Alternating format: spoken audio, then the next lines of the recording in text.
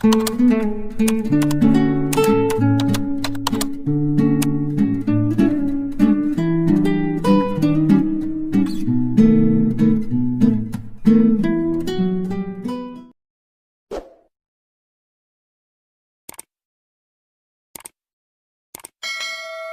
buong mansyon ng mga De Los Reyes ay nagmistulang isang kaharian.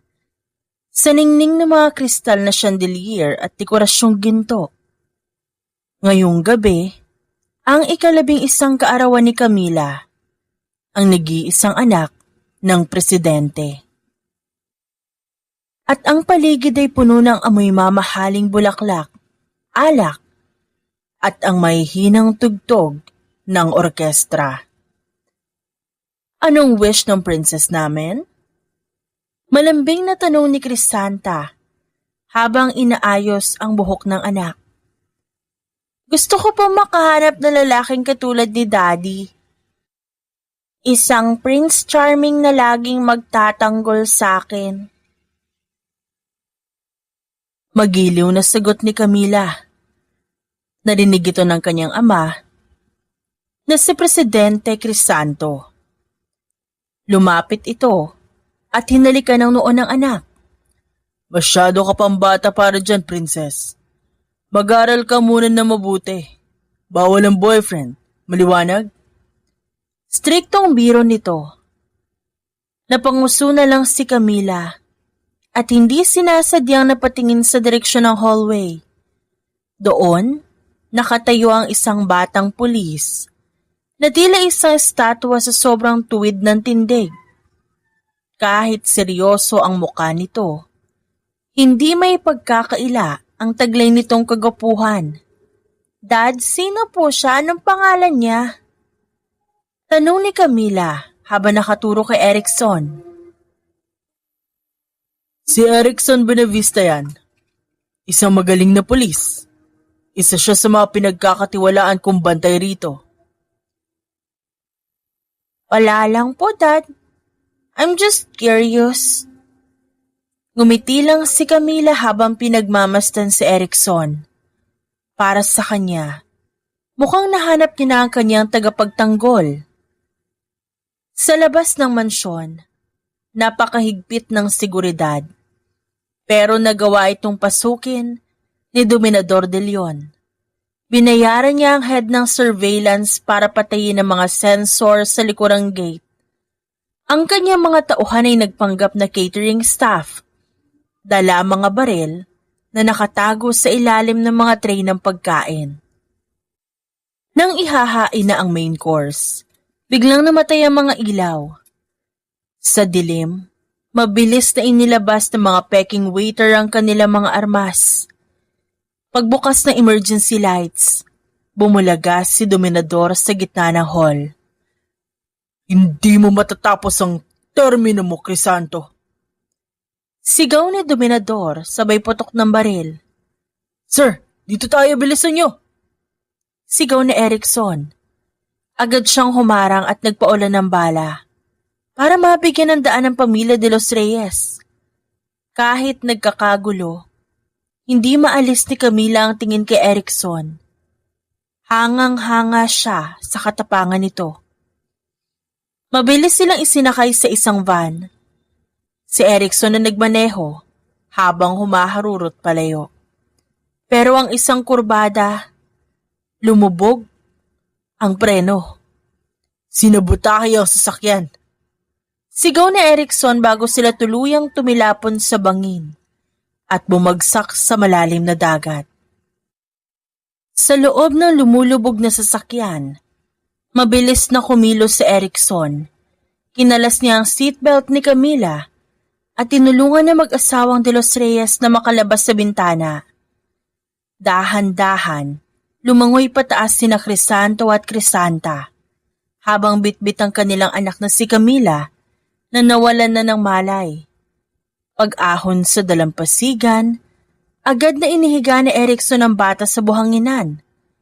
Hindi ito humihinga at maputla na ang muka. Ang anak ko, Erickson, iligtas mo ang anak ko! Naiiyak na pagsamo ni Crisanta habang inaalalayan siya ni Crisanto na hinihingal din. Seryosong tumango si Erickson. Agad siyang nagsagawa ng CPR. Pinagdikit niya ang kanyang labi sa labi ni Camila para bigyan ito ng hangin. Paulit-ulit niya itong ginawa hanggang sa biglang napaubo ang bata at nagluwa ng tubig. Dahan-dahan, nagmulat ng mga mata si Camila. Ang unang nakita niya ay ang mukha ni Erickson na basang-basa at bakas ang pag-aalala sa mukha. "Niligtas mo ako? My Prince Charming?" Magiliw na bulong ni Camila. Kahit nanghihina, iniangat ni Camila ang kanyang katawan at hinalikan sa pisngi ang binata. Nagulat si Erickson at napatitig lang sa bata, habang ang mga magulang ni Camila napayakap sa kanilang anak sa sobrang pasasalamat. Sa gabing yon, habang basang-basa sa ilalim ng buwan, isang pangako ang nabuo sa puso ni Camila. Balang araw, ang lalaking ito'y magiging kanya. Simula ng araw na yon, naging parang hobby na ni Camila ang alamin ang lahat tungkol kay Erickson. Sa tulong ng sekretarya ng kanyang ama, palagi niyang nakukuha ang schedule ng binata kung saan ito pupunta, anong oras ang duty nito, at kung sinong kasama nito. Hindi ito nakaligtas sa pansin ni Presidente Crisanto. Isang hapon, pinatawag ni Crisanto ang anak sa kanyang opisina. Seryoso ang mukha ng ama habang nakatingin sa mga report sa kanyang mesa. "Nakarating sa akin ang balita. Pinapamanmanan mo raw si Erickson. Bakit, anak? May ginawa ba siya sa'yo masama? Sabihin mo sa akin at ako ang bahala." "Balita ko rin kasi may kapatid ang lalaking yon na miyembro ng mafia. Kaya hindi na ako magugulat kung may ginagawa siyang hindi maganda." Hindi kumurap si Camila. Sa edad niyang yon, naging mas matapang siya pagdating sa gusto niya. "Dad, gusto ko siya. I want him to be mine.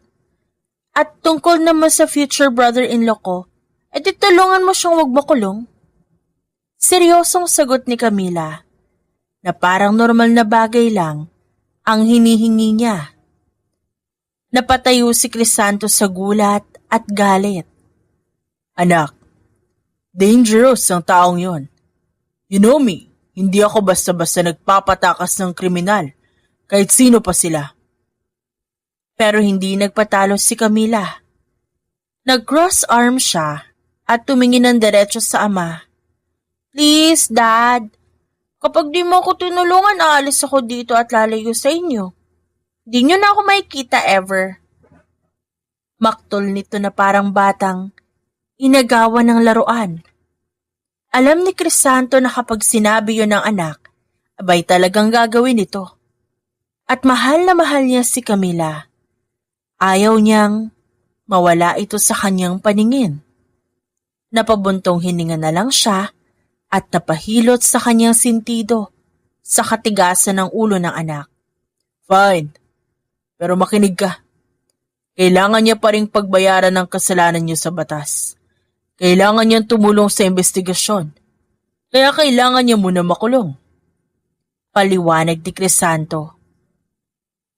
"Pero magagawa ko. Poprotektahan ko siya sa loob ng kulungan laban sa mga kaaway niya.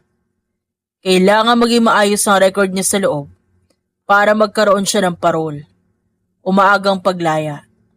Yun lang ang magagawa ko para sa kapatid ni Erickson na si Herson Buenavista." Biglang nagliwanag ang mukha ni Camila. Nawala ang pagmamaktol niya at napalitan ng malawak ng ngiti.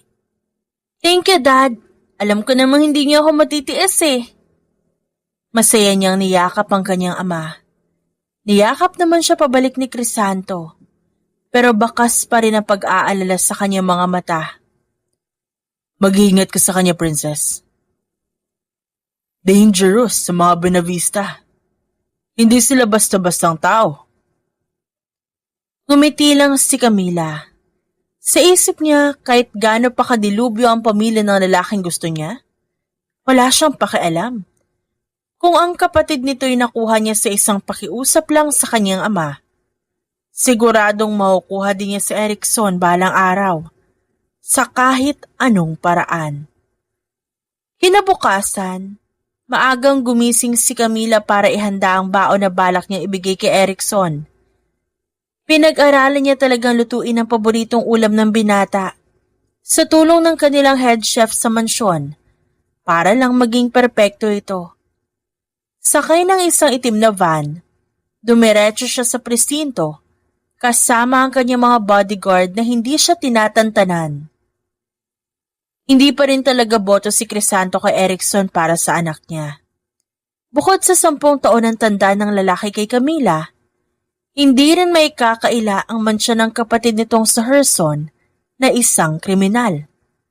Pero dahil dinaan ni Camila sa pambobola at walang katapusang pakiusap, napilitan din ng ama na payagan siyang bumisita. Pagbaba niya ng sasakyan, taas noo siyang naglakad, bitbit ang baonan. Binati siya ng mga pulis doon dahil alam nilang anak siya ng presidente. Pero hindi yun ang pakay niya. Naghanap ang kanyang mga mata hanggang sa matigalgal siya sa nakita. Napakunot ang kanyang noo at biglang bumigat ang kanyang dibdib.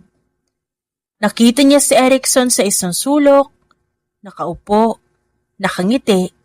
Isang ngiti ngayon lang niya nakita habang nakasandalang ulo sa isang babaeng buntis. Ang mga kamay nila'y magkahawak. Kitang-kita ang pagmamahal sa mata ng binata habang kinakausap nito ang asawa. Ang anak ng presidente, napadalaw po kayo. Bati ng hepe na sumalubong sa kanya. Hindi yun pinansin ni Camila. Nanatili lang siyang nakatitig sa dalawa habang dahan-dahang nakakuyom ang kanyang kamao. Napansin ni Erickson ang presensya niya kaya agad itong tumayo at sumaludo ng formal. Ano pong may paglilingkod namin sa inyo, ma'am? Tanong ni Erickson. Ang boses nito'y malamig, malayo sa malambing na tono na ginamit nito sa asawa kani-kanina lang. Hindi agad nakasagot si Camila. Nakatingin lang siya sa magkahawak na kamay ni Erickson at ng asawa nitong si Judilyn. Alam naman ni Camila na may asawa na ang lalaki. Pero iba pala ang sakit kapag nakita mo na sa harap mo na may binubuo ng pamilya ang taong gusto mo. Para siyang pinapatay sa kinatatayuan niya habang tinititigan ng malaking tiyan ni Judilyn. Gusto niyang lamunin ng lupa sa harap ng taong mahal niya. Gusto niyang umiyak, pero pinipigilan niya dahil ayaw niyang magmukhang kawawa sa harap ng mga ito.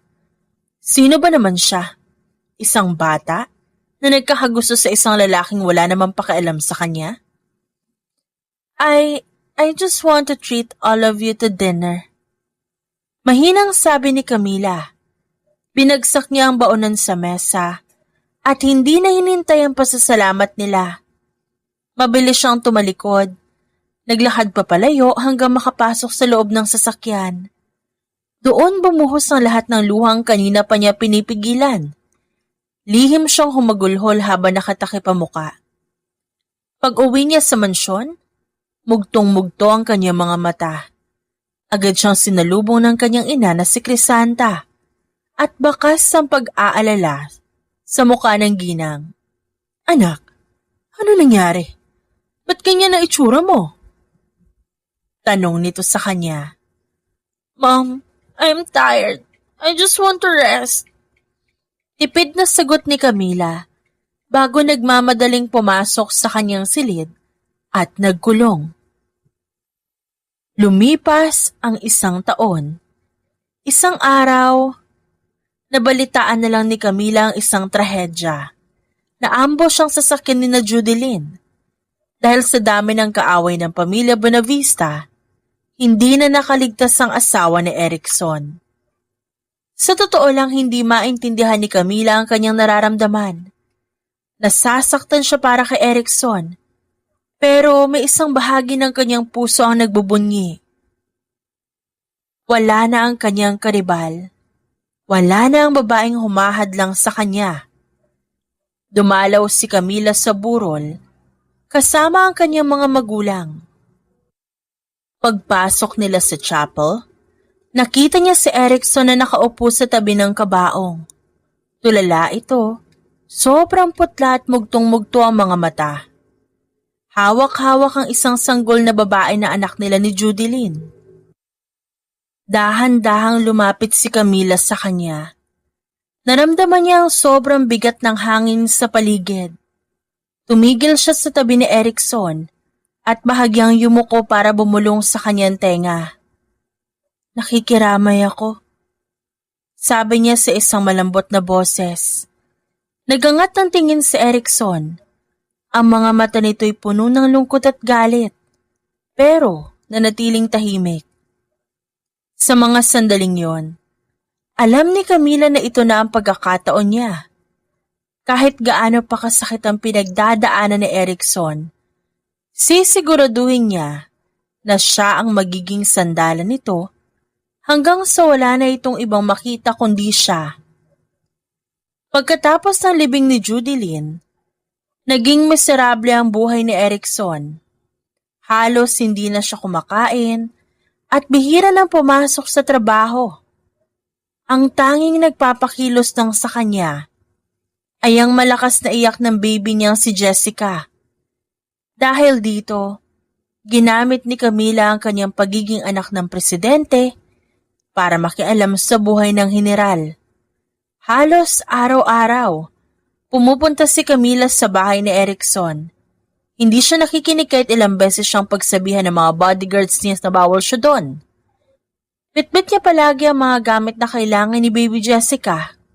Mula sa pinakamahal na gatas, diaper, hanggang sa mga laruan na imported pa. Isang hapon, naabutan ni Camila si Erickson na nakaupo sa sahig ng sala. Habang tulala sa kawalan, ang bahay ay magulo at si Jessica umiiyak sa loob ng kanyang crib. Agad na binuhat ni Camila ang sanggol at pinatahan ito. Sanay na siya dahil madalas siyang bumibisita dito. Erickson, kumain ka muna. Pinadalhan ka ni Daddy ng paborito mong ulam. Malambing na sabi ni Camila habang karga ang bata. Hindi tumingin si Erickson. Ma'am, huwag na po kayo magpunta dito. Hindi niyo trabaho na mag-alaga sa anak ko. At hindi niyo rin kailangan gawin to. Lumapit si Camila. Lumuhod sa harap ni Erickson. Kahit na nadudumihan ang kanyang mamahaling damit. Ginagawa ko to dahil gusto ko. Erickson, tingnan mo si Jessica. Kailangan ka niya. Kailangan mo rin ang tutulong sa'yo. Kaya ko ang anak ko. Sagot ni Erickson pero halata sa boses niya ang pagod. Alam kong kaya mo, pero hindi mo kailangan mag-isa. Hayaan mo ako manatili dito. Kahit tagapag-alaga lang ni Jessica, okay lang sa akin. Dahil sa sobrang pangungulila, unti-unting hinayaan ni Erickson si Camila sa buhay nila. Lumipas sa mga buwan at taon, si Camila ang naging katuwang ni Erickson. Sa pagpapalaki kay Jessica, siya ang bumibili ng mga damit ng bata, siya ang nag-aasikaso kapag may sakit ito. May mga gabi na kapag natutulog na si Jessica, magtatabi sina Camila at Erickson sa balkonahe. Tahimik lamang, pero ramdam ni Camila na kahit nandun siya, ang puso ni Erickson nasa kabaong pa rin ni Judilyn. Isang gabi, habang nakatingin sila sa mga bituin, naglakas loob si Camila na hawakan ang kamay ni Erickson. Erickson, ilang taon na ang nakalipas. Hindi ba pwedeng ako naman? Dahan-dahang tinanggal ni Erickson ang kamay niya. Camila, bata ka pa. Marami ka pang makikilalang iba. Salamat sa lahat ng tulong mo kay Jessica pero hanggang dun lang yun. Nasaktan si Camila pero hindi siya sumuko. Sa loob-loob niya, kundi makuha sa pag-aalaga, di kukunin kita sa kapangyarihan. Lumipas ang maraming taon. Ngayon, matanda na si Camila. Hindi na siya ang batang maktul lang ang alam. Siya na ang pinakamakapangyarihang babae sa bansa at tumatakbo siya bilang presidente. Pero may malaking harang sa pangarap niya. Ang kanyang karibal na si Leonardo de Leon, ang anak ng pumatay sa mga magulang niya noon. Para masiguro ang pagkapanalo, kailangan niyang mahanap ang lahat ng baho at madidilim na sikreto ni Leonardo para mapabagsak ito bago ang eleksyon. At alam ni Camila na iisang tao lang ang may kakayahang gawin yon para sa kanya. Ang kanyang general na si Erickson Buenavista. Suot ang isang formal at mamahaling blazer. Pumasok si Camila sa presinto. Kasunod niya ang isang batalyon ng mga bodyguard na halos hindi magkandamayaw sa pagbabantay sa kanya. Pagpasok niya sa loob, agad na napatayo ang mga pulis at sumaludo ng mabilis. Magandang araw po, Madam President. Ano po may paglilingkod namin sa inyo? Pati ng isa sa mga opisyal. Hindi man lang sila nilingon ni Camila. Dire-diretso siyang naglakad. Nilampasan ang lahat. Walang katok-katok na pumasok sa opisina ni General Erickson Buenavista. Nagulat si Erickson na noon ay may binabasa mga reports. Agad siyang napatayo at sumaludo ng formal. Ano po may paglilingkod ko sa inyo, Madam President? Dahan-dahang lumapit si Camila sa kanya hanggang sa magkatapat ang kanilang mga muka. Amoy na amoy ni Erickson ang mamahaling pabango ng presidente na tila humahalimuyak sa buong silid. I want you. Ani Camila sa isang boses na malambing pero may otoridad. Napakunot ang noo ni Erickson at bahagyang napaatras. Madam, I want you to investigate my rival, Leonardo de Leon. Ani Camila at matamis na ngumiti, pero ang mga matay seryoso. Gusto kong malaman mo ang lahat ng dumi niya, lahat ng illegal na transaksyon niya, lahat. Yan ang magpapanalo sa akin bilang presidente. Huminga ng malalim si Erickson at tumingin ng diretso sa kanya. Madam, hindi po kasama sa sinumpaan kong tungkulin ang maging tauhan sa politika ninyo. Pulis ho ako, hindi political strategist. At dahil dito, magre-resign na ho ako. Ibibigay ko na ang badge ko ngayong araw. Hindi natinag si Camila. Dahan-dahan siyang lumapit muli. Hinaplos ang balikat ng general. Ramdam ni Erickson ang lamig na mga daliri nito. Pero ang boses ni Camila biglang naging puno ng banta. Nagre-resign. Iiwan mo ako? Erickson, alam mo kung anong kaya kong gawin. Isang tawag ko lang manganganib ang buhay ng anak mong si Jessica. Pati na rin ang mga pamangkin mo. Gusto mo bang mangyari yon? Gusto mo bang mawala ng pamilya dahil lang sa pride mo? Napatiimbagang si Erickson. Nakaramdam siya ng galit at kumukulo yun sa kanyang dibdib. Pero alam niyang hindi nagbibiro ang babaeng nasa harap niya. Wala kang puso, Camila. Matagal na itong nawala, Erickson. Nakangising sagot ni Camila habang tinititigan ang labi ng general. Nawala ito nung araw na namatay ang asawa mo. At hindi mo man lang ako tinignan bilang babae. Ngayon gagawin mo ang utos ko. Hanapin mo ang dumi ni Leonardo o mawawalan ka ng pamilya. Mamili ka, Erickson. Ang trabaho mo o ang buhay ng mga taong mahal mo? Dahil sa pagkaipit sa sitwasyon at sa takot para sa kaligtasan ni Jessica, wala nang nagawa si Erickson kundi sumunod. Pag-alis ni Camila, agad siyang nagmaneho papunta sa opisina ng kanyang bunsong kapatid, ang sikat, mayabang, pero napakatalinong abogado na si Attorney Emerson Buenavista. Oh, kuya, anong hangin na nagdala sa'yo dito? Kala ko ba busy ka sa pagiging bodyguard at baby ni Madam President? Bungad ni Emerson habang nakadikwatro sa kanyang swivel chair. May hawak na kape at nakangisi. Tumigil ka, Emerson. Hindi ako nakikipagbiruan. Seryoso ang sabi ni Erickson. Sabay lapag ng makapal na folder tungkol kay Leonardo sa lamesa. Kailangan ko ng tulong mo.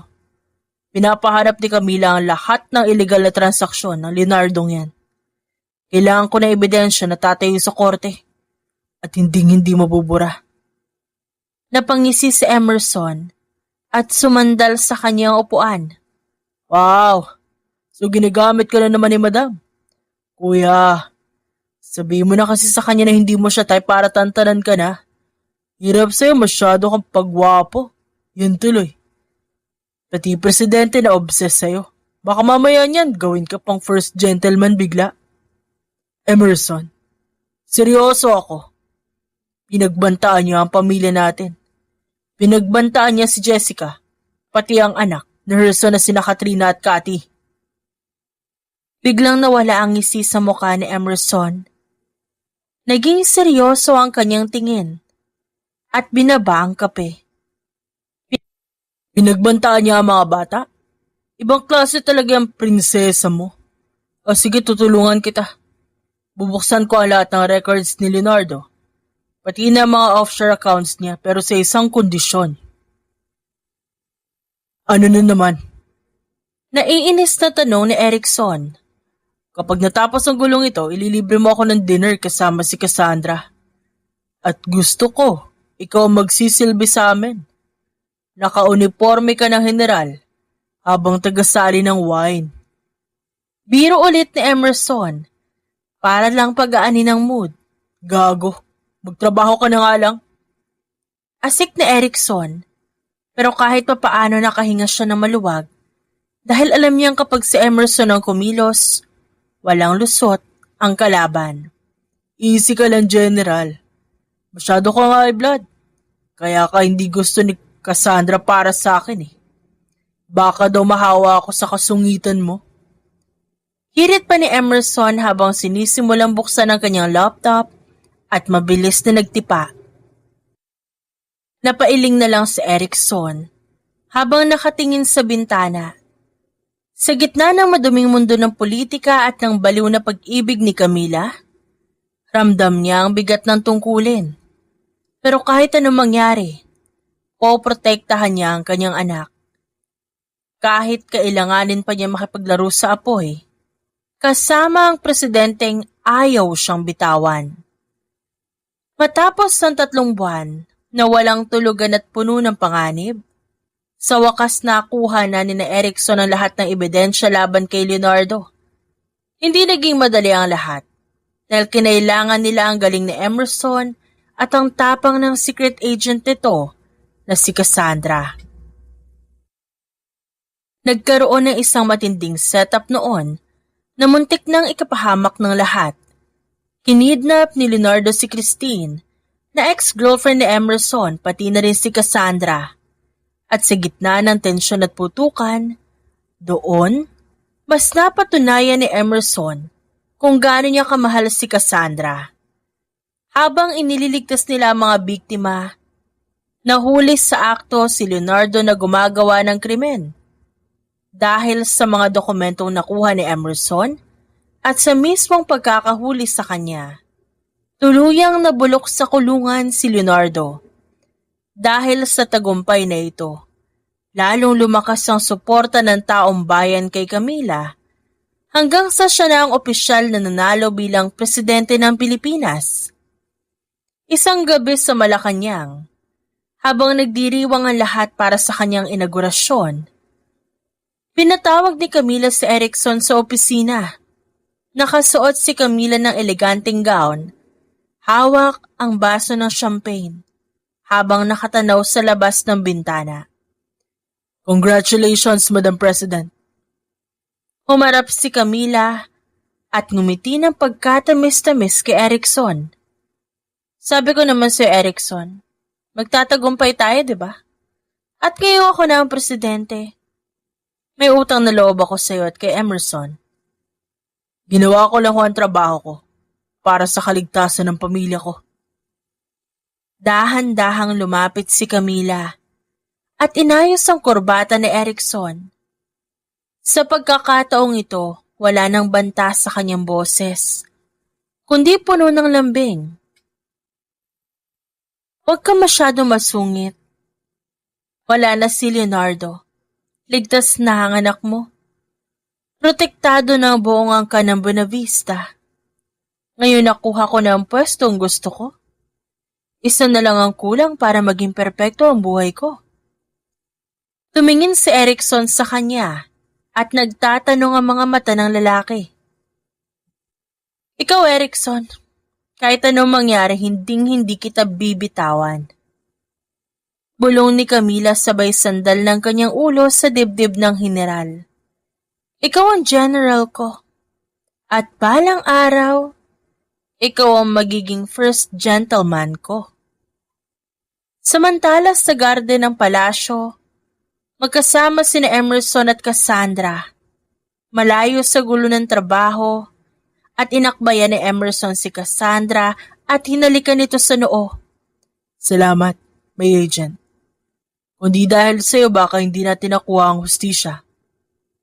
Natawa ng bahagya si Cassandra at sumandal sa balikat ni Emerson. Trabaho yan, attorney. Pero sa susunod, wag mo na ako isasabak sa kidnapping, ha? Nakaka-stress yung ex mo. Tumawa si Emerson at hinawakan ng mahigpit ang kamay ni Cassandra. Pangako, sa susunod, puro date na lang ang pupuntahan natin. Wala nang Christina e Epal. Sa gitna ng liwanag ng mga bituin at ng bagong administrasyon, tila lahat sila'y nahanap na ang kanilang pwesto. Si Camila nakuha ang kapangyarihan, si Erickson nahanap ang hustisya, si Emerson nahanap ang kanyang forever kay Cassandra. Pero para kay Camila at Erickson, alam nilang mahaba pa ang laban. Isang laban para sa puso na hindi basta-basta sumusuko. Gabi ng inaugurasyon at gaganapin ang unang state dinner sa palasyo. Punong-puno ang ballroom ng mga opisyal, mga sikat na tao at mga reporters. Lahat naghihintay sa paglabas ng bagong presidente. Sa loob ng isang pribadong kwarto, tinitingnan ni Camila ang kanyang sarili sa salamin. Suot niya ang isang napakagandang gown na kulay ginto. Pumasok si Erickson na suot ang kanyang formal na uniforme ng isang general. Madam President, kailangan na po nating lumabas. Hinihintay na kayo ng mga bisita. Humarap si Camila sa kanya at ngumiti. Bagay na bagay talaga sa iyo ang uniforme mo, Erickson. Lalo ka naging gwapo. Lumapit siya at pasimpleng hinawakan ang braso ng general. Handa ka na bang tumayo sa tabi ko sa harap ng lahat? Trabaho ko po ito, madam. Tipid na sagot ni Erickson, pero hindi niya maikakaila na medyo nailang siya sa sobrang lapit ni Camila. Nang lumabas sila sa ballroom, sabay-sabay na nag-flash ang mga kamera. Magkatabi silang naglakad ni Camila na kumakaway pa sa media at si Erickson seryoso lang sa tabi ng babae. Mukha silang power couple sa paningin ng publiko. At yun talaga ang plano ni Camila. Sa isang sulok naman nakatayo sina Emerson at Cassandra. Nakataksido si Emerson. Si Cassandra ay suot ang isang simpleng red dress na bagay sa kanya. Tingnan mo si kuya, mukhang tuod sa tabi ng presidente. Bulong ni Emerson kay Cassandra habang sumisimsim ng champagne. Hayaan mo na, attorney. At least safe si General John. Kesa naman nasa gitna ng bakbakan. Humarap si Emerson kay Cassandra at hinawakan ng bewang nito para ilapit sa kanya. Tayo. Kailan mo balak magpakasal sa akin? Para hindi na ako kailanganin ni Kuya bilang sidekick niya. Bilis mo naman, Emerson. Karakas ka din no? Date muna. Date? Ilang date pa ba kailangan mo? Iniligtas na kita sa mga kidnapper. Muntik na ako mamatay sa kaba. Tas date pa rin? Alam mo, may agent. Mas bagay sa iyo ang apelidong Benavista. Manahimik ka nga, attorney. Baka marinig tayo ng mga reporters dito, no? Habang nagpapatuloy ang party, napansin ni Camila ang dalawa. Sina Emerson at Cassandra mukhang masaya na sila. Kailan kaya tayo magiging ganyan, Erickson? Tanong ni Camila sa mahinang boses habang nakangiti sa mga kamera. Madam, kumain na lang po kayo. Sagot na Erickson na nakapagpatawa ng mahina kay Camila. Kahit gaano ka pa kasungit, Erickson, alam kong darating din ang araw na lilingon ka sa akin at hindi mo na ako tatawaging madam. Matapos matanggap ang impormasyon mula sa isang intel tungkol sa pinagtataguan ng mga rebeldeng nagpaplanong pabagsakin ng gobyerno, hindi na rin nag-aksaya ng panahon si Erickson. Agad niyang binuo ang isang elite team para sa isang sorpresang raid sa isang liblib na kabundukan. Ngunit ang hindi niya alam, ang impormasyong yun ay galing mismo sa isang rebelde. Isang malaking setup ang naghihintay sa kanila. Sa kalagitnaan ng gubat habang dahan-dahang gumagalaw ang team ni Erickson, biglang umulan ng bala mula sa itaas ng mga burol. Isang ambush. Atras! Set up ito! Sigaw ni Erickson habang nagpapaputok pabalik pero huli na. Napalibutan na sila.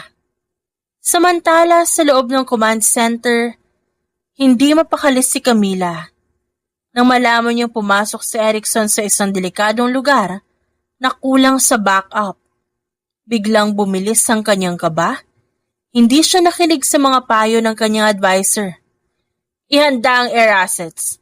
At ang special forces, susunod ako! Utos ni Camila. Dahil sa labis na pag-aalala, sumama na ang presidente sa operasyon.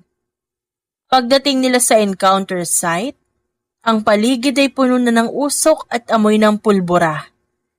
Nakita ni Camila si Erickson na sugatan, pero patuloy pa ring lumalaban para protektahan ang kanyang mga tauhan. Erickson! Sigaw ni Camila habang bumababa sa chopper. Binaliwala ang panganib. Eksaktong paglingon ni Erickson, may isang rebeldeng nakatutok ang sniper rifle sa kanya mula sa madilim na bahagi ng gubat. Kakalabit sana ito ng baril. Nang biglang humarang si Camila sa harap ng general. Tumalsik si Camila sa lakas ng tama ng bala sa kanyang dibdib. Bago pa siya tuluyang mawala ng malay, tanging ang mukha ni Erickson ang nakita niya. Sa mga sandaling yon, tila bumagal ang mundo ni Erickson. Ang dugoang mukha ni Camila ay biglang nagpaalala sa kanya nang namatay na asawa na si Judilyn. Parehong sakit, parehong takot na mawala ng mahal sa buhay. Camila! Huwag ka pipikit, Camila! Hiyaw ni Erickson habang karga ang presidente. Isang linggo na nakakalipas, pero nanatiling nasa koma si Camila. Dahil dito, ang Vice President na si Gabriel Villanueva ang pansamantalang humawak ng kapangyarihan. Sa loob ng ospital, hinarap ni Gabriel si Erickson na hindi pa rin umaalis sa tabi ng kama ni Camila. Kasalanan mo ito, General Bonavista, dahil sa kapabayaan mo. Nanganib ang buhay ng pinuno ng bansa. Isinugal mo ang buhay niya para sa isang palpak na operasyon. Napayuko si Erickson. Ang kanyang mga matay pagod at puno ng pagsisisi. Tumayo siya ng matuwid at hinarap ang vice-presidente. Alam ko ang pagkukulang ko, sir. Hinding-hindi ko mapapatawad ng sarili ko sa nangyari kay Madam Camila. Kaya bago ako umalis, may isang bagay akong gagawin. Tumingin si Erikson sa maputlang mukha ni Camila bago muling humarap kay Gabriel. Sisiguraduhin ko na mahuhuli ko ang mga rebelde na yon. Kahit buhay ko ang maging kapalit, tatapusin ko ang misyong ito. At pagkatapos niyan, magre-resign po ako bilang Chief of Staff at bilang General. Dahil tama kayo, hindi nga ako karapat-dapat sa posisyong ito. Iniwan ni Erikson ang silid na may mabigat na pasanin sa kanyang balikat. Ngayon hindi na lang ito tungkol sa tungkulin. Ito'y tungkol sa paghihigante at sa pag-ibig na matagal niyang itinago, na ngayon lang niya napagtanto nang makita niyang muntik nang mamatay ang babaeng nagmahal sa kanya buong buhay nito. Sa loob ng ICU, dahan-dahang gumalaw ang mga daliri ni Camila. Sa kabila ng bigat ng kanyang katawan at sakit ng sugat sa kanyang dibdib, pilit niyang idinidilat ang kanyang mga mata. Ang puting kisame at amoy ng gamot ang bumungad sa kanya. Erikson. Ang unang pangalang lumabas sa kanyang tuyot na labi. Agad na lumapit ang Vice Presidente na si Gabriel nang makitang gising na siya. Camila, salamat sa Diyos at gising ka na. Where is he? Mahinang tanong ni Camila habang iginagala ang paningin sa paligid at sa buong silid para hanapin ang pamilyar na mukha ng general. Camila, you should rest first. Don't think of anything else. Maayos na ang kalagayan mo. Yun ang mahalaga. Nag-aalalang tugon ni Gabriel habang sinusubukang pakalmahin ang presidente. Pero hindi nagpaawat si Camila. Ramdam niya ang kaba sa kanyang dibdib na hindi galing sa sugat. Answer me. Where is my general? Galit niyang tanong kahit nahihirapan siyang huminga. Napabuntong hininga si Gabriel at umiwas ng tingin. Umalis siya. Isang operasyon para mahuli ang mga rebelde. Hindi siya nagpatigil, Camila. Sinisisi niya ang sarili niya sa nangyari sa'yo. Nanlaki ang mga mata ni Camila. Alam niya kung gaano kadelikado ang grupong yon. Ba't mo siya hinayaan? Alam mong trap yon. You let him go on a suicide mission? Sinubukan namin siyang pigilan pero hindi natapos ni Gabriel ang sasabihin. Nang biglang bumukas ang pinto ng kwarto, pumasok ang isa sa mga security aide na maputla ang muka at may hawak na radyo. Madam President, Mr. Vice President, may report na po mula sa field. Nahuli na ang leader ng rebelde at nakuha na nila ang kuta. Sandaling nakahinga ng maluwag si Camila, pero agad ding napatigil nang makita ang lungkot sa mukha ng aide. Si Erikson, nasa ng general? Madam, matagumpay po ang operasyon, pero malala ang natamo ni General Buenavista. Na-corner siya ng leader pero sumabog ang isang granada malapit sa kanila. Kasalukuyan po siyang dinadala dito sa ospital. Hindi po namin sigurado kung hindi na narinig ni Camila ang dulo ng sinabi nito dahil parang tumigil ang mundo niya. Sa kabila ng sakit ng kanyang sugat, pilit niyang tinanggal ang swero sa kanyang kamay. Camila! Ano ginagawa mo? Bawal ka pang gumalaw! Gigil na pigil ni Gabriel. Bitiwan mo ako, Gabriel. Sabi ko sa kanya, hindi ko siya bibitawan. Kaya hindi siya pwedeng mamatay nang hindi ko naririnig na mahal niya rin ako. Sa labas ng ICU, maririnig ang tunog ng gulong ng stretcher na mabilis tinatakbo ng mga nurse. Punong-puno ng dugo ang uniforme ni Erikson.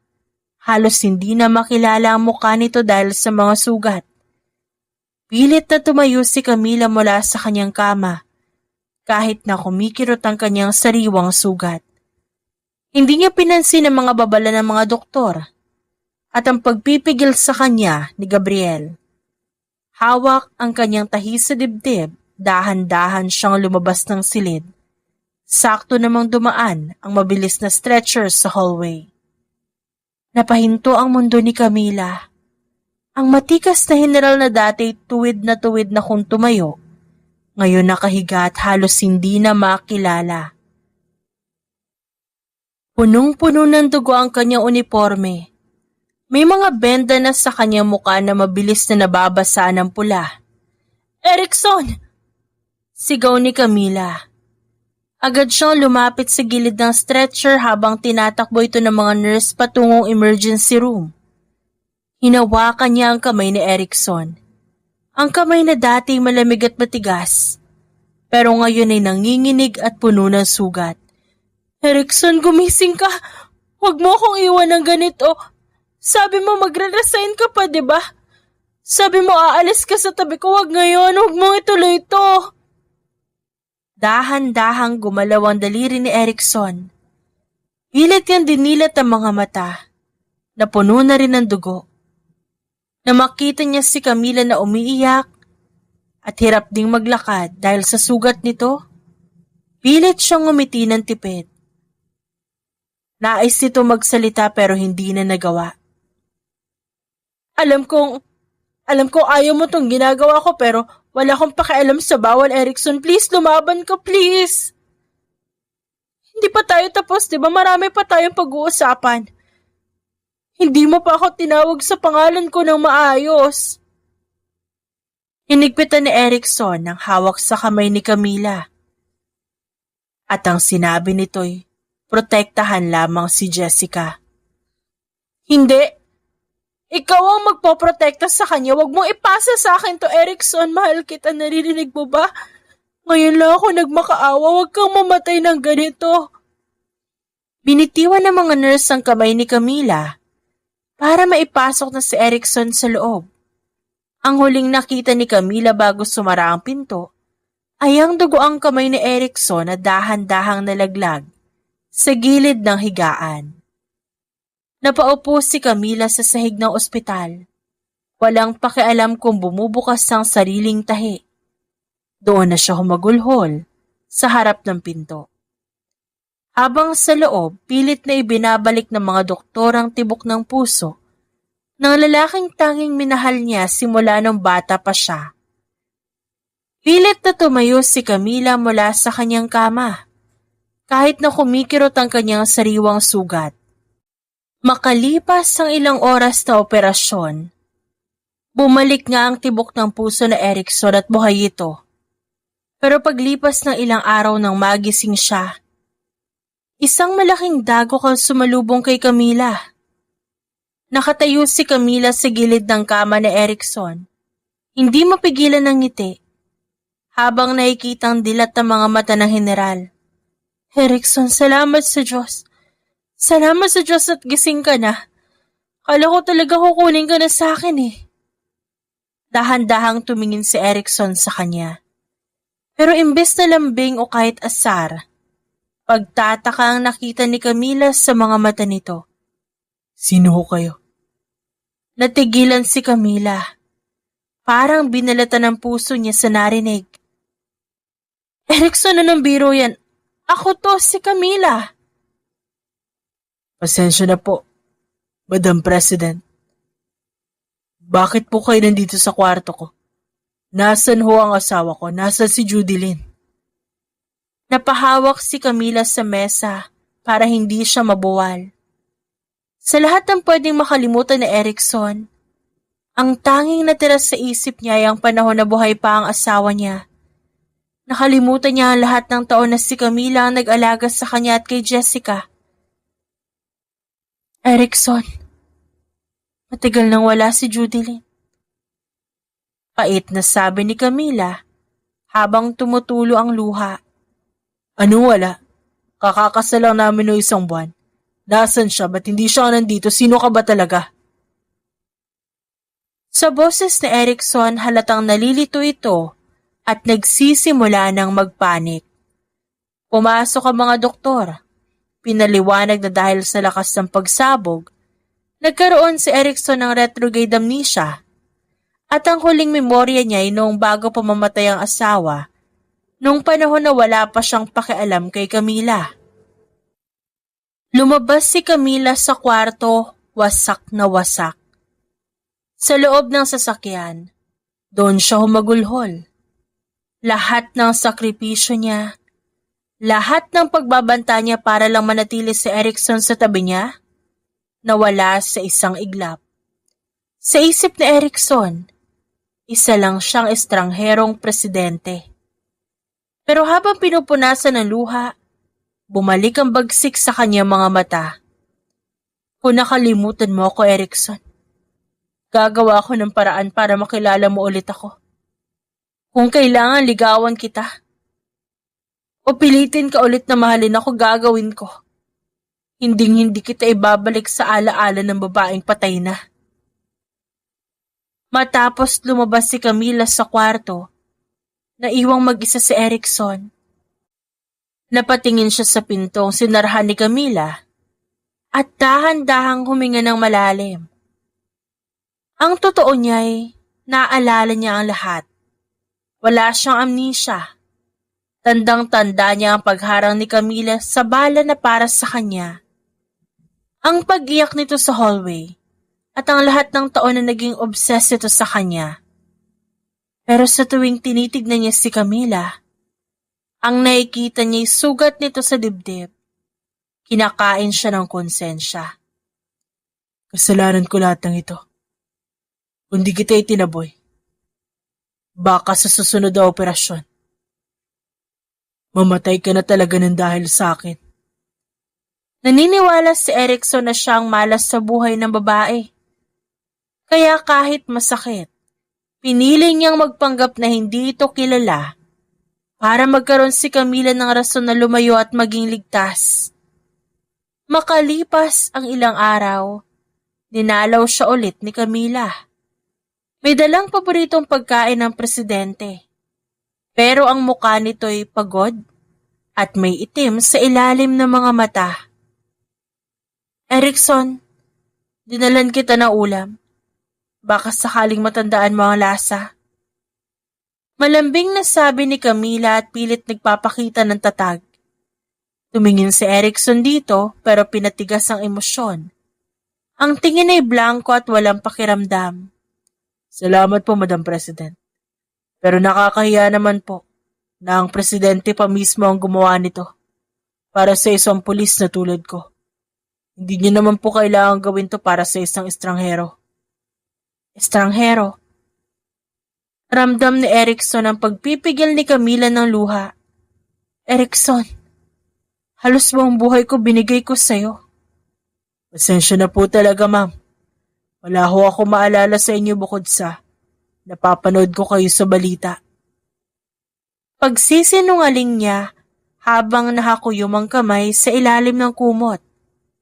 Tumayo si Camila at lumapit sa kanya. Hinawakan nito ang pisngi niya at sa sobrang lapit, halos maramdaman ni Erickson ang mabilis na tibok ng puso ni Camila. Muntik na siyang bumigay na makita ang lungkot sa mga mata nito.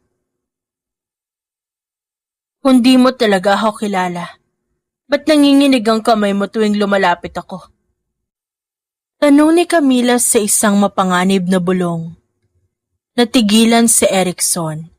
Hindi niya na malayang napansin pala yun ng presidente.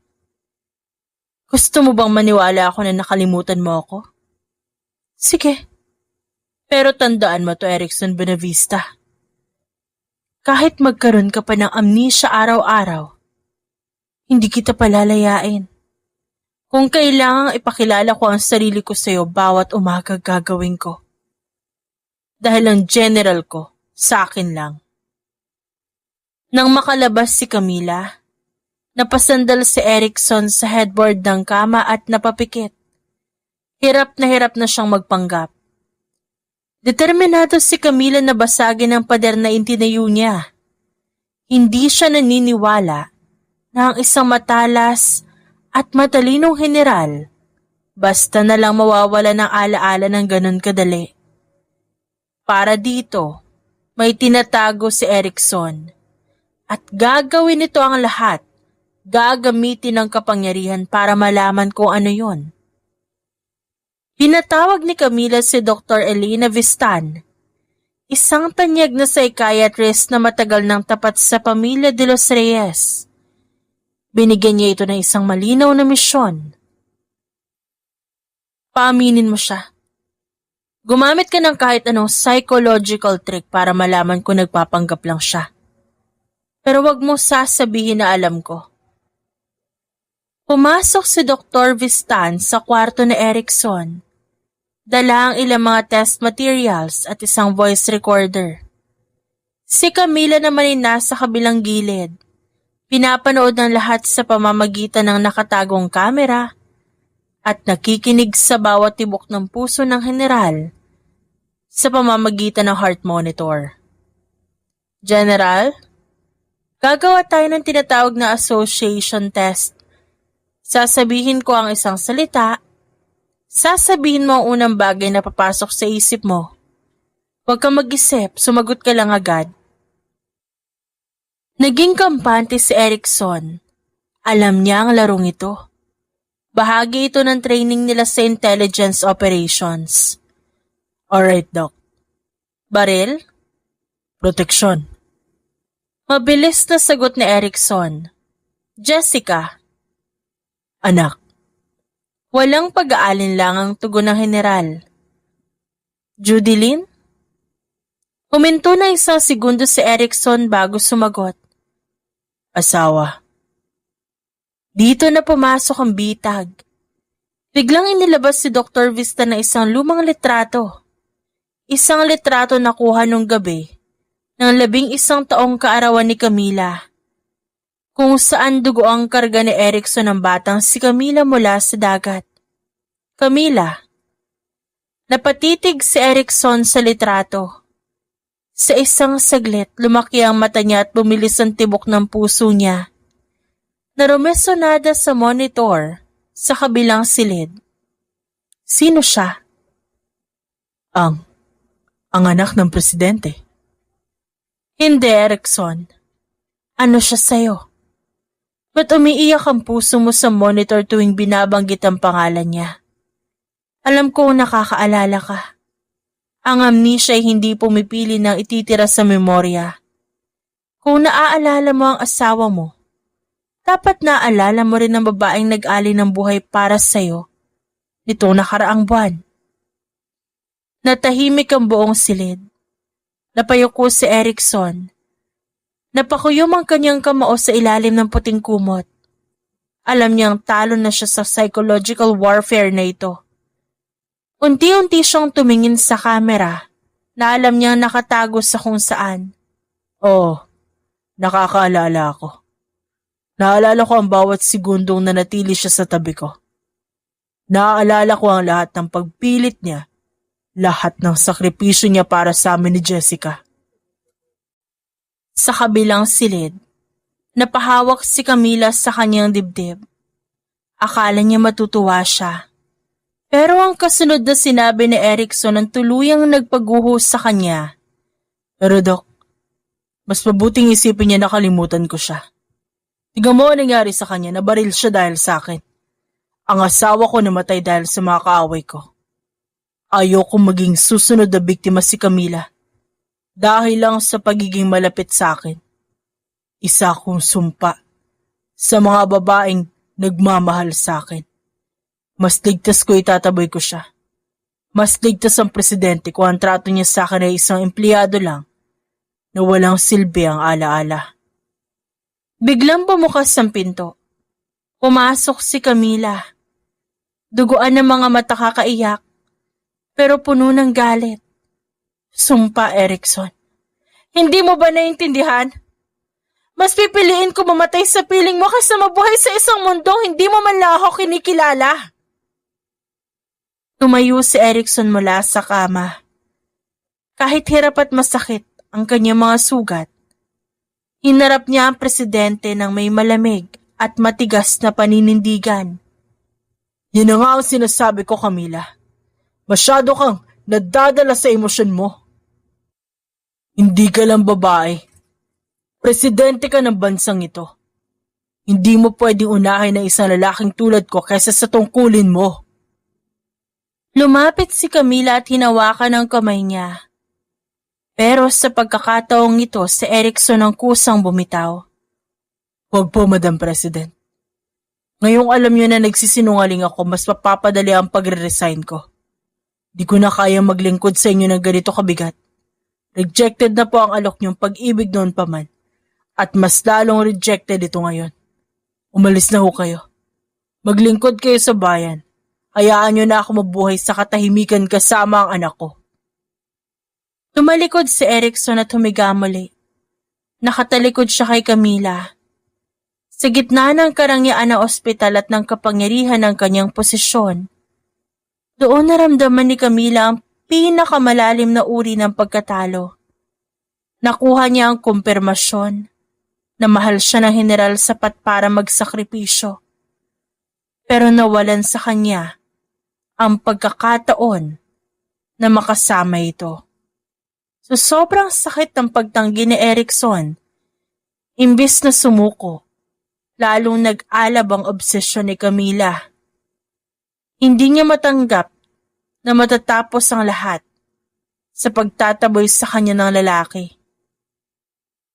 Isang gabi, ilang linggo matapos makalabas si Erickson sa ospital, pinuntahan siya ni Camila sa tinutuluyan niyang rest house. Pinauwi ni Camila lahat ng guards at siniguradong sila lang dalawa ang naroon. Pumasok si Camila sa kwarto ni Erickson. Suot niya isang manipis na black silk robe, malayo sa formal na itsura niya bilang presidente. Amoy na amoy ni Erickson ang pamilyar at mamahaling pabango nito na tila nanunuot sa kanyang sistema. Camila, anong ginagawa mo rito gabi na? Ayaw mo akong kilalanin bilang mahal mo, di ba? Mahinang sabi ni Camila habang dahan-dahang lumalapit. Sabi mo, proteksyon ang kailangan ko. Pero Erickson, ang kailangan ko ikaw. Kahit isang gabi lang ibigay mo sa akin ang totoo mong nararamdaman. Umalis ka na, Camila. Hindi tama ito. Hindi nakinig si Camila. Hinawakan niya ang mga kamay ni Erickson at ipinatong yun sa kanyang dibdib, kung saan nandun pa rin ang pilat ng bala. Dito mo ako tinamaan, Erickson. Hindi sa balat kundi sa puso ko. Kung itataboy mo ako pagkatapos ng ganito, tatanggapin ko. Pero ngayong gabi akin ka muna. Sa sobrang pangungulila, pagod, at pag-ibig na matagal na ring itinatago ni Erickson, tuluyan na siyang bumigay. Ang pader na binuo niya sa loob ng maraming taon ay gumuho sa isang halik lang ni Camila. Doon, sa gitna ng dilim at init ng gabi, isinuko nila ang lahat ng takot at pride nila sa isa't isa. Makalipas ang 2 buwan, nasa loob ng kanyang opisina si Camila. Tinitignan na isang maliit na stick na may 2 guhit. Nanginginig ang kanyang kamay pero may malawak na ngiti sa kanyang labi. Madam President, may meeting po kayo sa cabinet. I-cancel mo lahat. Ihanda ang sasakyan, pupunta tayo kay General Bonavista.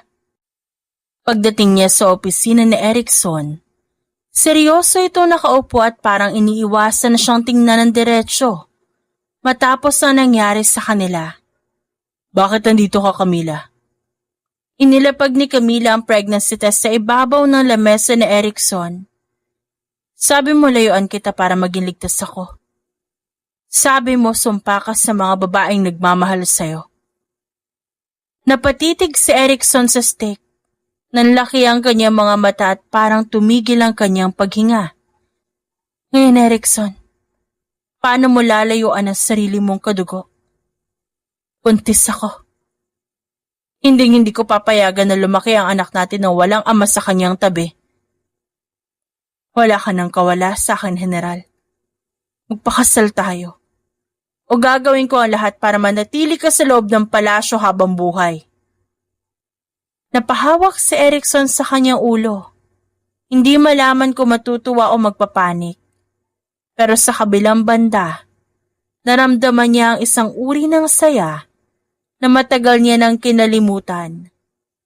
Sumabog ang balita sa buong bansa na parang bomba. Hindi lang ito simpleng chismis. Ito ang pinakamalaking skandal sa kasaysayan ng politika ng Pilipinas. Ang dalagang presidente na kilala sa pagiging matapang at seryoso, buntis. At ang amay walang iba kundi ang kanyang general na si Erickson Buenavista. Lahat ng news channel, social media, at mga pahayagan ay walang ibang pinag-uusapan. Sa mga talk show, nagtatalo ang mga analyst kung dapat bang mag-resign si Camila o kung moral ba ang ginawa niya. Nagkagulo ang advisor ni Camila. Hindi magkamayaw ang kanyang press secretary sa pagsagot ng mga tawag ng media. Habang nasa labas, maingay, sa loob ng kanyang opisina, kalmado lang si Camila at nakaupo habang umiinom ng gatas. Pumasok si Erickson na halos hindi maipinta ang muka. Camila, what did you do? Nagkakagulo sa labas. Ang oposisyon ginagamit ito para mapatalsik ka. Sinasabi nilang wala kang delikadesa. Just let them. Anong gusto nilang gawin ko? Itago yung anak ko? I am the president but I'm also a woman. At ang anak na ito'y bunga ng pagmamahal ko sa'yo kahit ayaw mo pang aminin sa sarili mo. Pero ang karir mo, ang reputasyon mo, mas mahalaga sa akin ang pamilyang to kaysa sa kahit anong posisyon. Matapang na sagot ni Camila. Tumayo siya at lumapit kay Erickson. Kinuha ang kamay nito at ipinatong sa kanyang tiyan. Huwag kang matakot sa akin. Matakot ka kung mawawala ka sa tabi namin. Samantala, nagsasaya ang kampo ng oposisyon. Ang Vice President na si Gabriel Villanueva agad nagpatawag ng press con. Ito ay isang malaking kahihiyan sa ating bansa. Paano tayo maniniwala sa isang leader na inuuna ang kanyang emosyon at personal na pagnanasa kesa sa batas? Isang general at presidente? This is a clear abuse of power and authority. Nagsimulang kumalat ang mga hashtag na Resign Camila, General Issue. May mga rally sa harap ng gate ng palasyo at humihiling ng paliwanag. Sa gitna ng kaguluhan, nagdesisyon si Camila na humarap sa bayan sa pamamagitan ng isang live televised address. Kasama niya sa podium si Erickson na halatang naiilang sa dami ng flash ng kamera. Nananatiling nakatayo ng matigas sa likuran niya bilang proteksyon. Sa aking mga kababayan, hindi ko ikakatuwa ang balita. Totoo po na ako'y nagdadalang tao at ang ama ng aking anak ay si General Erickson Buenavista. Nagkaroon ng bulungan ng mga reporter pero nagpatuloy si Camila. Sinasabi ng iba na ito'y hindi nararapat. Pero tatanungin ko kayo, masama bang magmahal? Masama bang bumuo ng pamilya? Hindi ako nagnakaw sa kaba ng bayan. Hindi ko tinatalikuran ang aking mga tungkulin. Kung ang tingin niyo sa pagiging isang inay isang kahinaan, doon kayo nagkakamali. Ito ang magiging inspirasyon ko para mas lalo pang protektahan ang kinabukasan ng aking anak at ng mga kabataan. Pagkatapos ng kanyang speech, lumingon siya kay Erickson. At sa harap ng buong bansa, hinawakan niya ang kamay nito. General Buenavista, sa harap ng bayan tinatanong kita. Mananatili ka ba sa tabi ko hindi lang bilang sundalo kundi bilang ama ng anak ko? Natahimik ang buong Pilipinas, nakaabang sa sagot ng general. Tumingin si Erickson kay Camila at sa unang pagkakataon, nawala ang lungkot at takot sa kanyang mga mata. Hindi po ako aalis, Madam President. Sa tungkulin at sa pag-ibig hanggang dulo. Doon, unti-unting nagbago ang ihip ng hangin. Marami ang kinilig at humanga sa katapangan ni Camila. Bagaman marami pa rin ang galit. Pero para kay Erickson, masaya silang dalawa, lalong-lalo na kay Camila. Sa loob ng pribadong sala sa rest house ng pamilya Buenavista, nakaupo si Jessica habang hinihintay ang pagdating ng kanyang ama at ni Camila. 18 taong gulang na si Jessica at hindi siya manhid sa mga balitang kumakalat. Nang bumukas ang pinto, pumasok si Erickson na tila pasan ng daigdig. Kasunod si Camila na kahit pagod, mababakas ang kistap sa mga mata.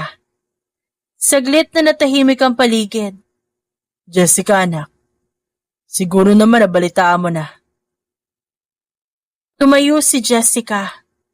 Tinitigan ng kanyang ama pagkatapos binalingan niya si Camila. Napansin niya bahagyang pagkapit ni Camila sa braso ng kanyang ama. Isang kilos na dati palaging tinatanggihan ni Erickson pero ngayon, hinahayaan na nito. So totoo nga, Tita Camila, totoo ba magkakaroon na ako ng kapatid? Dahan-dahang lumapit si Camila kay Jessica. Jessica, alam ko naguguluhan ka.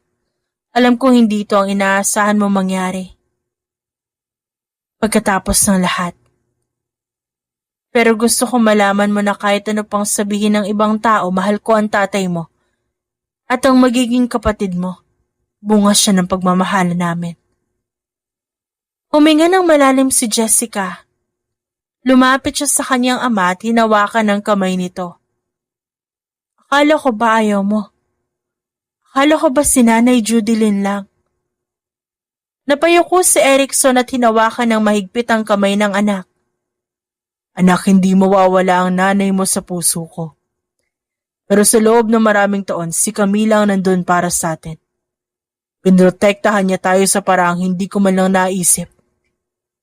Nung akala ko mamamatay na ako, ang tanging pinagsisihan ko, hindi ko man lang siya nabigyan ng pagkakataong mahalin ako ng tama.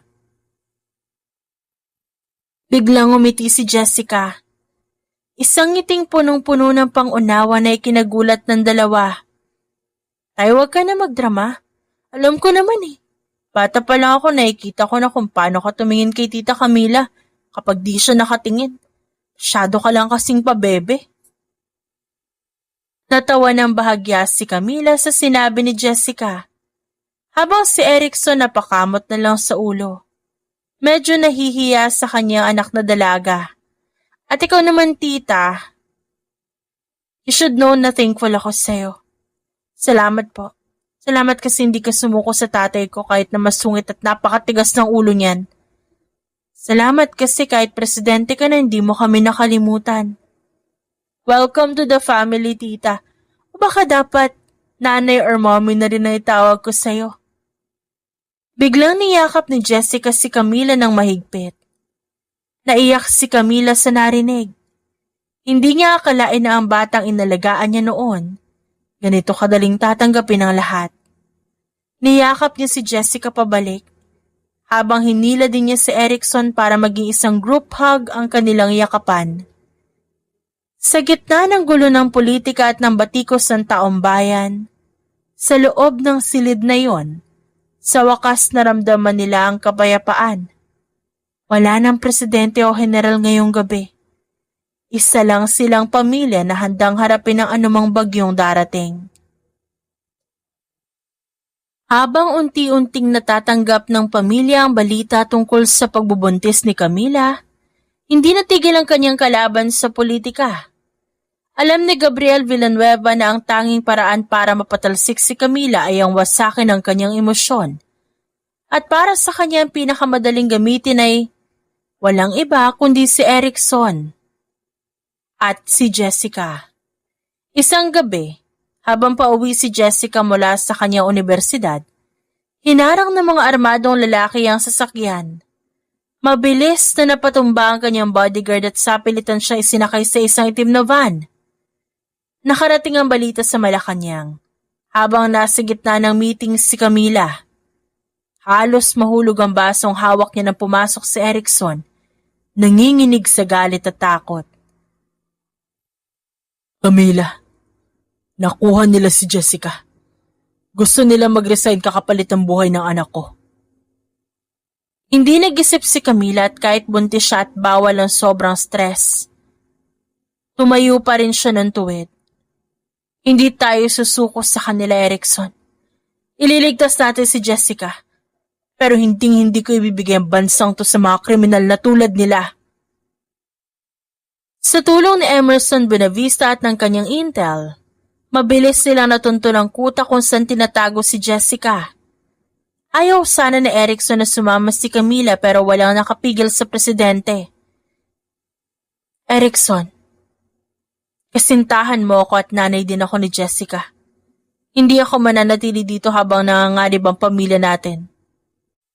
Nang marating nila ang kuta, isang madugong labanan ang naganap. Si Erickson gamit ang kanyang bagsik bilang general. Parang leon na sumugod sa gitna ng mga bala para makuha ang kanyang anak. Nang mailigtas si Jessica, agad siyang niyakap ni Erickson at Camila. Sa gitna ng putukan na-realize nila na wala nang mas mahalaga pa kaysa sa kaligtasan ng isa't isa. Dahil sa matinding stress ng kidnapping, napaaga ang panganganak ni Camila. Sinugod siya sa ospital at sa unang pagkakataon, nakita ng buong mundo ang isang general na hindi mapakali sa labas ng delivery room. Nang marinig ang unang iyak ng sanggol, tila nawala lahat ng pagod ni Erickson at Camila. Isang napakagandang batang babae ang isinilang nila na si Carmela Buenavista. Pinangalanan nila siyang Carmela bilang simbolo ng kanilang pinagsamang pangalan at ang bagong simula ng kanilang buhay. Lumipas ang mga taon, natapos ni Camila ang kanyang termino ng may dangal. Hindi siya napatalsik. Sa halip lalo siyang minahal ng taong bayan dahil sa kanyang katatagan. Kasal na sila pero isang simpleng kasal lang ang ginawa para iwas sa chismis ng media. Si Erickson naman, nag-early retirement para matupad ang pangako na maging full-time na asawa at ama. Isang hapon, sa kanilang garden, pinapanood ni Camila at Erickson si Jessica na nakikipaglaro sa batang si Carmela. Si Carmela ay kamukhang-kamukha ni Camila, pero nakuha ng bata ang matatapang na mata ni Erickson. Doon, hinalikan ni Erickson ang noo ni Camila. Salamat sa hindi pagsuko sa akin, Madam President. O dapat ko bang sabihing Mrs. Buenavista? Napatawa si Carmela at hinawakan ng mahigpit ang kamay ni Erickson. Sa wakas, ang batang 11 taon na nangarap ng kanyang Prince Charming, nahanap na ang kanyang kapayapaan sa piling ng kanyang general. Napatigil sila sa pag-uusap nang biglang may narinig na malakas na busina mula sa labas. Marahan yung sinilip ni Erickson. Nakita niya ang pagbaba ng sasakyan ni Crisanto at Crisanta upang dalawin ang kanilang apo. May dala pa itong mga laruan. Tuwang-tuwa naman ang bata at nagpabuhat agad sa lolo. Nagmano naman si Jessica sa mga ito. Masaya nilang pinagmasdan ang magama na masaya naglalaro sa damuhan. Napangiti na lang siya sa wakas dahil natupad na ang kanyang pangarap. Masaya ka ba, anak? Nakangiting tanong ni Crisanta at umupo sa tabi niya. Opo, sobra. Hindi lang po Prince Charming ko, yun nakuha ko. Nagkaroon din ako ng prinsesa sa buhay kong ito. 10 taon na ang nakalipas, tuluyan nang nagdalaga si Carmela. Masayang-masaya sila dahil nakikita nila ang paglago ng kanilang mga anak. Mom, can you please teach me how you made my dad fall in love with you? Napabuntong hininga na lang si Camila at marahan na pinunasan ng luhang umaagos sa mata nito. Why do you ask something like that, anak? I like someone. I like a boy, but he likes a man. He's not interested in me. But still, I want him to be mine. Mahinang tumawa si Camila. Parang deja vu. Para bang naalala niya ang sarili niya sa anak. Ganito rin siya noon sa harap ng kanyang mga magulang nung unang nireject siya ni Erickson. Mom, stop laughing! Nakangusong sambit nito. Ngumiti lang si Camila at umiling. Just learn how to wait until you get your Prince Charming that you deserve. Aniya sa anak at niyakap ito ng mahigpit. Masaya si Camila sa lahat na nangyari sa buhay niya. Wala na siyang hihilingin pa, kundi patuloy na patnubay mula sa may kapal. At habang buhay nilang pagsasama ni Erickson. The End. If you like the story, please like and subscribe for more wonderful stories. Paalam!